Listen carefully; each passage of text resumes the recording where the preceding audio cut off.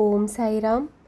आज का जो विषय है वो बहुत ही खूबसूरत विषय में मैं चर्चा करने जा रही हूँ, जिसे मैं एक कहानी के माध्यम से बताना चाहूँगी।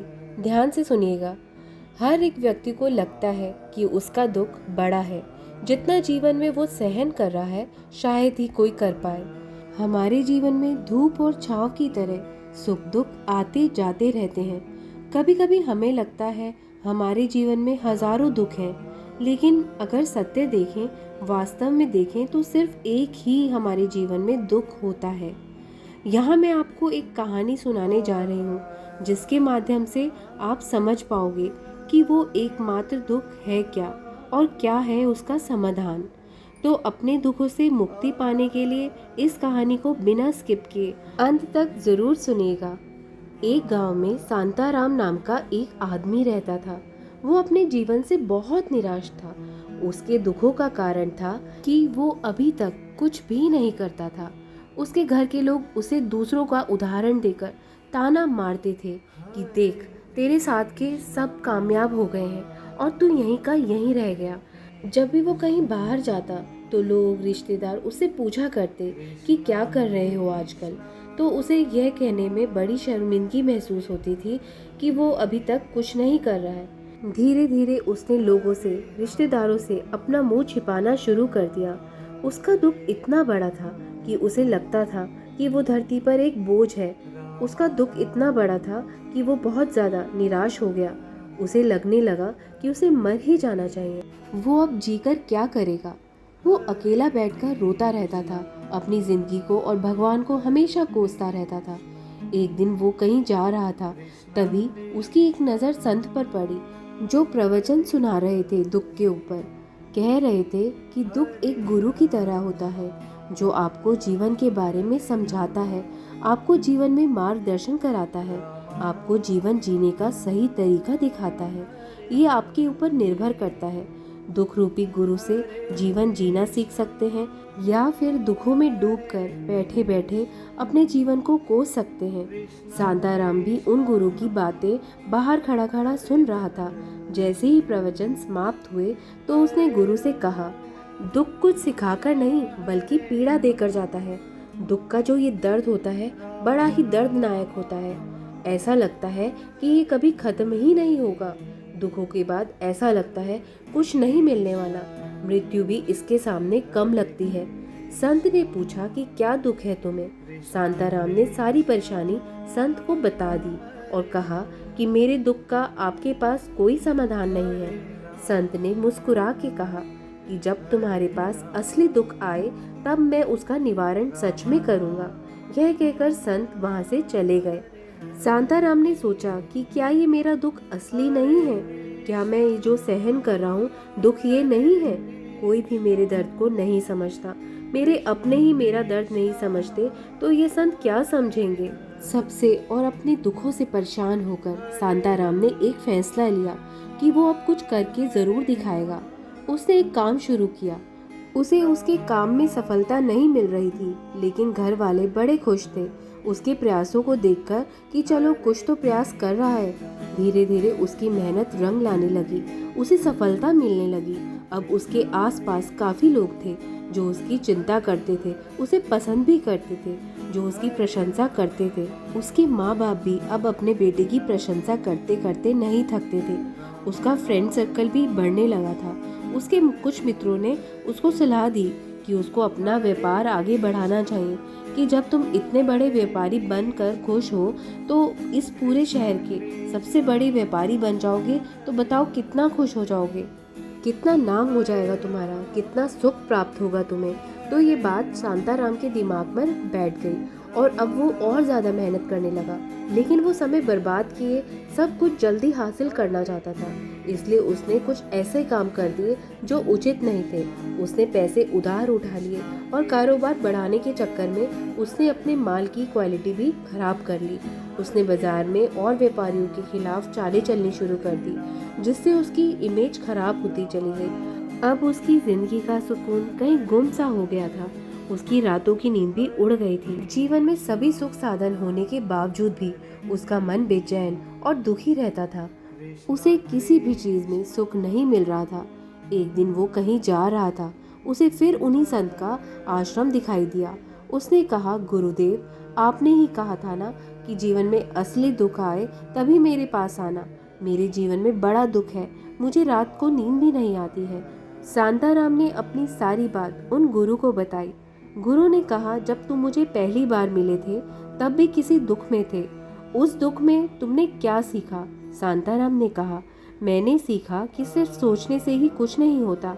अपनी सोच को साकार करने के लिए मेहनत करनी पड़ती है, कर्म करना पड़ता है। रास्ते में चाहे कितनी भी बाधा आए, कितने भी कांटे आए, तब भी ये सोचकर कर्म करना चाहिए कि जो भी मैं कार्य कर रहा हूँ मैं इसमें सफल ज़रूर हो जाऊँगा। लोग सिर्फ कामयाब इंसान को ही देखते हैं, कोई कितना भी अच्छा क्यों ना हो, इस दुनिया के लिए वो बोझ ही कहलाता है। गुरु मुस्कुराते हुए बोले, जब तुम्हारे पास असली दुख आए तब मेरे पास आना, मैं उसका निवारण अवश्य कर दूंगा। शांताराम एक बार फिर हैरान परेशान हो गया कि ये असली दुख नहीं है क्या? फिर असली दुख होता क्या है? और वो वहाँ से चला जाता है।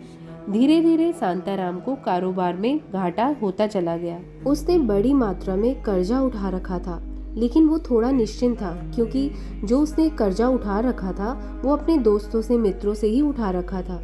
उसने सोचा था कि उसके बुरे समय में उसके मित्र उसका साथ देंगे, लेकिन ऐसा कुछ नहीं हुआ। सबसे पहले उसके दोस्तों ने ही उसका उधार का पैसा मांगना शुरू कर दिया, और तो और ना देने पर उसे जान से मार देने की धमकी तक भी दी। सभी लोग अपने पर आए उसे ताना देते रहते थे और सबने उससे दूरी बना ली। उसकी सारी घर संपत्ति नीलाम हो गई और वो सड़क पर आ गया। सबने उसका साथ छोड़ दिया। उसने अपने पिता से सहायता मांगी। पिता ने भी अपनी मजबूरी बताई। ये संपत्ति ही तुम्हारी माँ और मेरे बुढ़ापे का सहारा है, यह भी तुम्हें ही दे दूंगा तो तुम्हारी माँ और मैं कहाँ जाएंगे, हम कहाँ रहेंगे। वो बहुत अकेला पड़ गया था। आसपास उसके कोई नहीं था कि उसे संभाल सके। उसके जीवन में इतना गहरा दुख था, वो बहुत ज़्यादा अंदर से टूट गया था। उसे लगने लगा था, बस मेरी परेशानी का, दुखों का सहारा केवल मृत्यु ही है। वो मरने के लिए एक नदी की तरफ जा रहा था। तभी उसे ध्यान आया कि उन संत ने उसे कहा था कि जब तुम्हारे पास असली दुख आए तब आना। तो वो उन संत के पास गया। उसने सारी बात उन्हें बताई। फिर संत ने उसे कहा कि जब असली दुख आए तब आना। तो शांताराम ने कहा, असली दुख? असली दुख क्या होता है? क्या जो मेरे जीवन में घट रहा है वो नहीं है असली दुख? संत ने उससे पूछा, पहले ये बताओ, इन दुखों से तुमने क्या सीखा? उसने कहा, जो लोग तरक्की के समय तुम्हारे साथ खड़े हैं वो सबसे पहले तुम्हारे दुख के समय में तुम्हारा साथ छोड़ देते हैं, बल्कि तुम्हारा फायदा ही उठाते हैं। भरोसा केवल उन्हीं पर करना चाहिए जो तुम्हारी असफलता में भी तुम्हारे साथ, तुम्हारे दुखों में तुम्हारे साथ खड़े रहे हो। और ऐसे लोग दुनिया में बहुत कम मिलते हैं, और जिन्हें मिलते हैं उन्हें उनकी कदर करनी चाहिए। कभी भी किसी के साथ षड्यंत्र नहीं रचना चाहिए। ईमानदारी के साथ अपना कर्म करना चाहिए, लालच नहीं करना चाहिए। संत ने उसे कुछ सोने के सिक्के दिए, जिसे पाकर शांताराम को थोड़ी उम्मीद मिली, जिसे पाकर उसने संत को धन्यवाद किया, प्रणाम किया और वो चला गया। उस धन से उसने दोबारा छोटा सा व्यापार शुरू किया। उस व्यापार से वो प्रसन्न था। ईमानदारी से काम करते करते वो फिर से एक बड़ा व्यापारी बन गया। इस कामयाबी में उसे काफी समय लगा, लेकिन ये उसकी मेहनत और ईमानदारी की कमाई थी। वो प्रसन्न था। हालांकि जीवन में चाहे कोई कितना भी सुखी क्यों ना हो, सबके जीवन में दुख जरूर आता है। शांताराम के माता पिता की मृत्यु हो गई। उसे अपने माता पिता से बड़ा स्नेह था। एक ही दिन में दोनों की मृत्यु हो गई। उसे बड़ा धक्का लगा। वो उन्हें शमशान ले गया, उनकी अंतिम क्रिया करी। जब उसने उन्हें चिता में जलते हुए देखा तो उसका मन बेचैन सा हो गया। उसके मन में हजारों प्रश्न उठने लगे। वो घर लौटा तो उसने अपने माँ बाप की संपत्ति को देखा, जिसके लिए वो हमेशा लड़ते झगड़ते रहते थे। आज वो लवारिस की तरह पड़ी थी। उसके पिता ने जो कुछ भी एकत्रित किया था सब यहीं रह गया था। उसकी देख रेख करने वाला कोई नहीं था।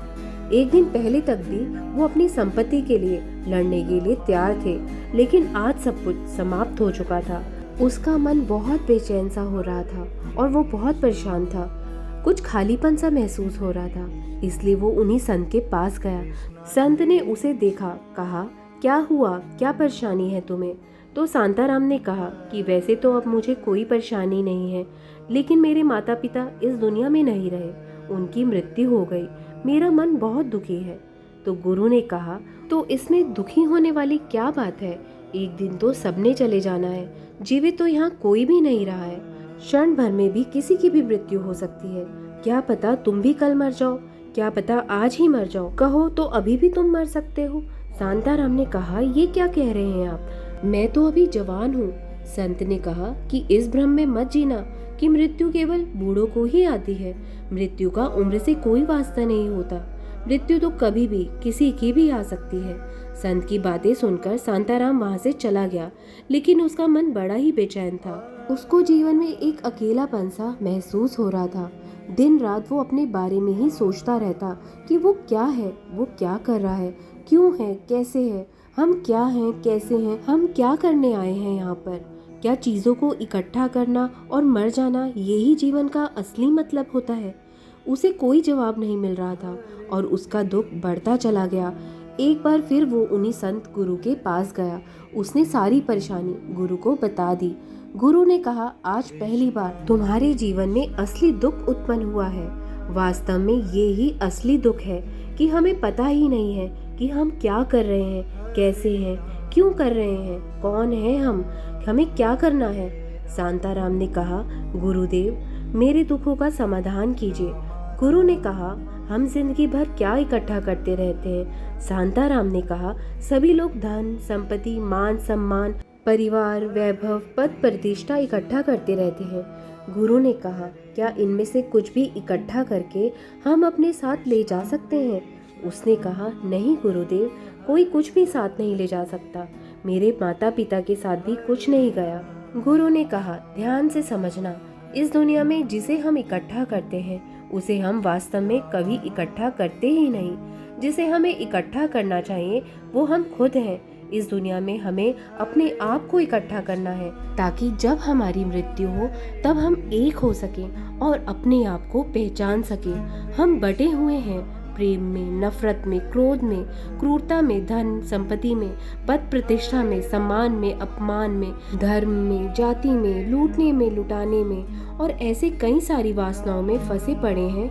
हम टुकड़ों में जीवन जी रहे हैं। हमारी चेतना, ऊर्जा, शक्ति बिखर गई है। इसलिए हमारे पास इतना भी समय नहीं है कि हम वापस मुड़कर अपनी ओर देख सकें। वास्तव में लोग जिन्हें दुख दुख कहते रहते हैं और उसका समाधान ढूंढने में अपनी सारी जिंदगी बिता देते हैं, उनको उनका समाधान कभी मिल ही नहीं सकता, क्योंकि जिन्हें वो दुख कहते हैं वो दुख है ही नहीं।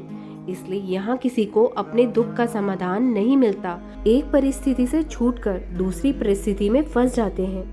इसलिए यदि दुखों का परम समाधान चाहिए, अपनी ऊर्जा को इकट्ठा करो, अपनी ऊर्जा को इस संसार से वापस खींचो, उसे एकत्रित करो, अपने पर ध्यान दो। मृत्यु से पहले अपने आप को पहचान लो। ऐसे ही बिखरे हुए मत चले जाना। हम सभी सोचते हैं कि हमारे जीवन में ही इतने दुख क्यों हैं। हम सभी के मन में ये सवाल उठते हैं और इसका सवाल है कि वो परमात्मा हमें उस परम दुख तक ले जाना चाहता है, सबसे बड़े दुख तक ले जाना चाहता है, जहाँ पर हमें पता चल सके कि इंसान का असली दुख क्या है। और वो है अपने आप को ना पहचान पाना, अपनी शक्तियों को ना पहचान पाना, अपने आप को इकट्ठा ना कर पाना, अपने आप को नियंत्रण ना कर पाना। हमारे जीवन में ये ही दुख होता है, लेकिन हम इस दुख को ना देखकर सभी प्रकार के दुख देखते हैं। इस दुख पर हमारा ध्यान ही नहीं जाता और वास्तव में हमारे जीवन में दुख आए तो हमें ये सोचना चाहिए कि मैं कौन हूँ, मैं क्या हूँ, मैं क्यों हूँ। तब आप अपने आप को खोजने की तरफ जाते हैं। शांताराम तो उन संत की बातों को समझ गया। आशा करती हूँ आपको भी ये कहानी प्रेरित करे। ऐसे ही मिलते हैं एक और कहानी के साथ। चैनल पर नए हैं तो चैनल को सब्सक्राइब कर लीजिए। कमेंट बॉक्स में कमेंट करके ज़रूर बताइएगा ये कहानी आपको कैसी लगी। कई दिनों बाद आज मेरा दिल यही सोच के रो दिया कि आखिर ऐसा क्या पाना था मुझे कि मैंने खुद को ही खो दिया।